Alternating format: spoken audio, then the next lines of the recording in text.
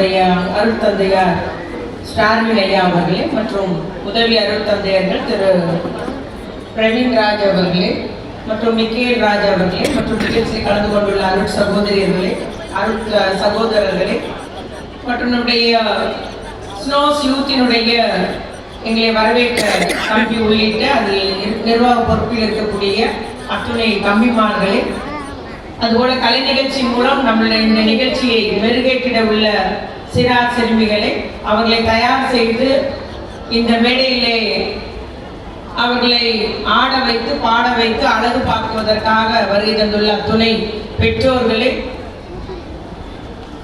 நல்ல உள்ளங்களே மற்றும் இங்கு கலந்து கொண்டுள்ள அத்துணை சகோதர சகோதரிகளுக்கும் எனது அன்பான வணக்கத்தை தெரிவித்துக் கொள்கிறேன். இந்த நிகழ்ச்சியில் கடந்த ஆண்டும் நான் கலந்து கொண்டேன், அதுபோல இந்த ஆண்டும் கலந்து கொள்ள வாய்ப்பு கொடுத்த எல்லாம் உள்ள இறைவனுக்கு நன்றி செலுத்திக் கொள்கிறேன்.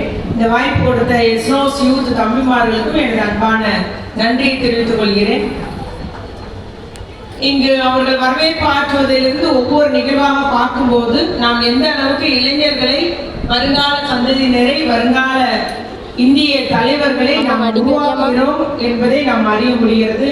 நல்லா பார்த்தீங்கன்னா எல்லா நிகழ்வும் அவர்களாகவே முடிவெடுக்கிறார்கள், அவர்களாகவே செய்கிறார்கள். ஆகவே நாம் இளைஞர்களுக்கு வழிவிட வேண்டும் என்பது போல அவர்களை அவர்கள் காலத்துக்கு ஏற்றவாறு திட்டமிட்டு ஒரு வழிகாட்டியாக மட்டும் அருட்தந்தையாக இருந்து தமிழ்மார்களை எல்லாம் செய்யும் போது நாம் அதிலே ஒருவருக்கொரு இணைந்து செயல்படும் ஒரு குணம் ஏற்படுகிறது. தலைமைத்துவ பண்பு நம்முடைய இளைஞர்களிடையே ஏற்படுகிறது.